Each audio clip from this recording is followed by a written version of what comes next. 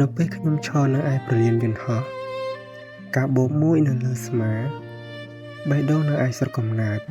ខ្ញុំបានដឹងថាការធ្វើដំណើរនេះមិនមែនគ្រាន់តែផ្លាស់ប្ដូរទីកន្លែងនោះទេ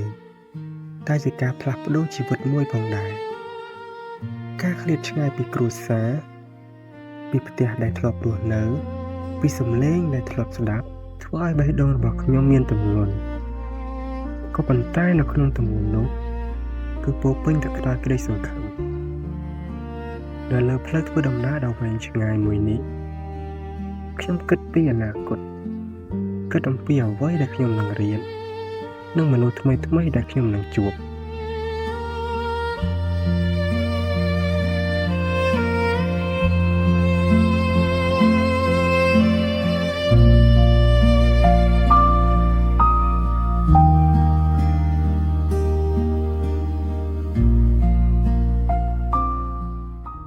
នៅពេលយន្តហោះបានចុះចត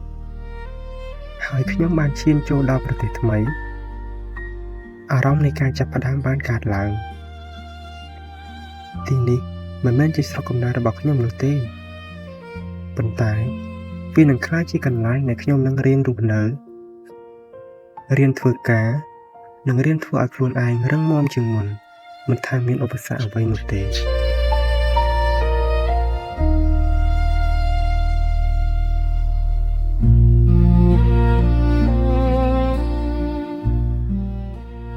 លើផ្លូវធ្វើដំណើរខ្ញុំបានឃើញប្រព័ន្ធចរាចរណ៍យ៉ាងមមាញឹកហើយមនុស្សនៅទីនេះភាគច្រើនពួកគេគឺគោរពវិន័យចរាចរណ៍យ៉ាងខ្លាំង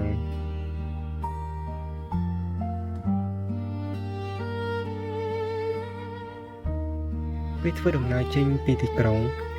ទិដ្ឋភាពដែលបង្ហាញខ្ញុំនោះគឺជាវាលស្រែកសិកម្មដ៏ធំទូលំទូលាយទោះជាមានដីស្ងួតហួតហែងយ៉ាងណាក៏ដោយប៉ុន្តែអ៊ីស្រាអែលអាចធ្វើកសិកម្មបានដោយប្រើបច្ចេកវិទ្យាទំនើបដូចជាប្រព័ន្ធទឹក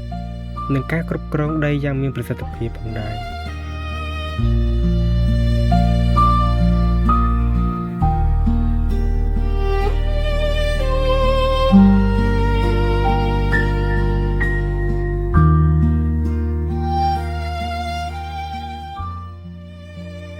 ពេលខ្ញុំចុះពីឡានក្រុងមានបរិយាជនជាតិអ៊ីស្រាអែលម្នាក់វ័យប្រហែល40ឆ្នាំ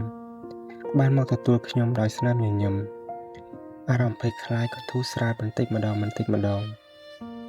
ព្រោះខ្ញុំដឹងថាដំណើរថ្មីរបស់ខ្ញុំបានចាប់ផ្ដើមហើយគាត់បាននាំពួកខ្ញុំធ្វើដំណើរមកកាន់កសិដ្ឋានលុះមកដល់អ្វីៗនឹងធ្វើឲ្យខ្ញុំភ្ញាក់ផ្អើលនោះគឺកសិដ្ឋានដ៏ធំសម្បើមសំឡេងមាន់រាប់ពាន់ក្បាលលាន់ឬរំពងខ្ញុំក៏មានអារម្មណ៍ថានេះជាឱកាសក្នុងការពង្រឹងនូវបទពិសោធន៍ថ្មីៗរបស់ខ្ញុំ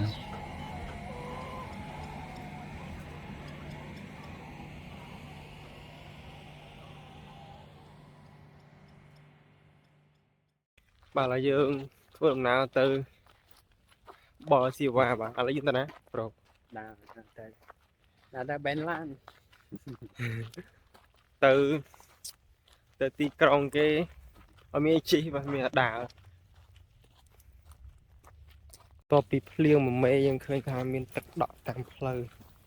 នៅអ៊ីស្រាអែលសូវភ្លៀងហ្នឹងបាទតែលឹមតិចលឹមប្រហែលជាមួយម៉ោងកន្លះម៉ោងដែរតាមផ្លូវលំគេតែមានត្រីបើសិនជាមានចង់ចោះបាចនេះអានេះកន្លែងគេអង្គុយលេងអង្គុយកំសាន្តលេងតែមានមនុស្សទេអូលឺសំឡេងយន្តហោះចម្បាំងខុសអានេះកូនផ្លូវជាតិបាទកូនផ្លូវជាតិសម្រាប់ផ្លូវកង់ជិះហាត់ប្រាណជិះអីហ្នឹងនេះចំណតគេចតឈប់សម្រាប់អីចឹងបាទនោះភ្នំ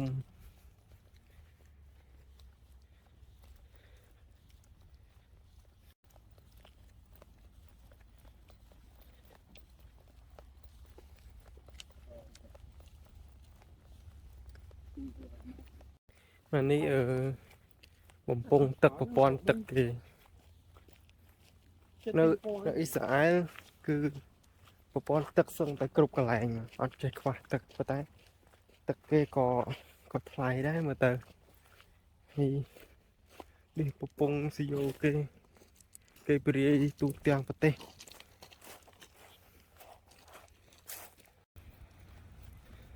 បាទនេះយើងដើរទៅក្រោមស្ពាននេះគឺនេះខ្នល់ឡានបាទឡានគេ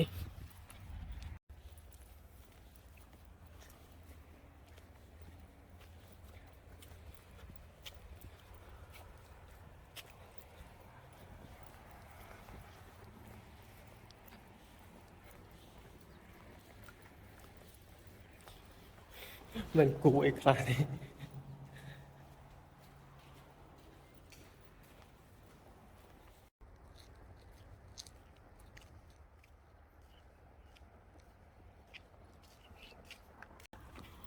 ឡូវបាយខ្ញុំមកដល់ផ្លូវជាតិហើយបានគឺដើរទៅចំណតឡានក្រុងដើម្បីរងចាំឡានក្រុងជីឥឡូវយើងបានមកដល់ចំណតឡានក្រុងហើយបាទ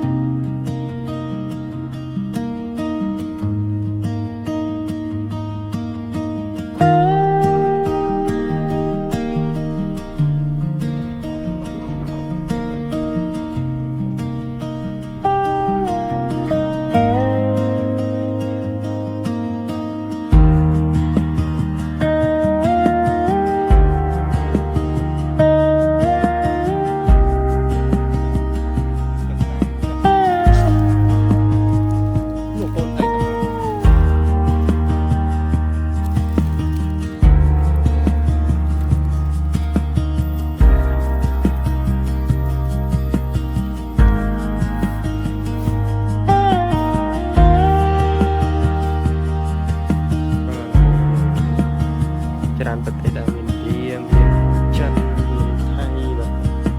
គ្រឿងទេសអូមានទឹកស្ពតមានកូរ៉េបាទមានចិន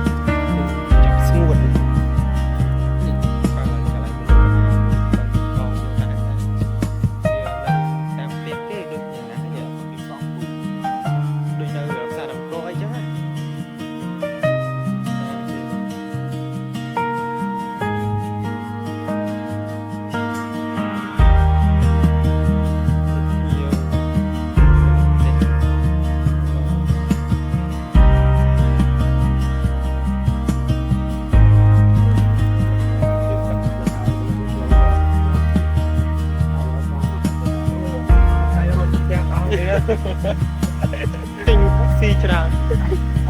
មកទៅដល់មកអត់នឹងថត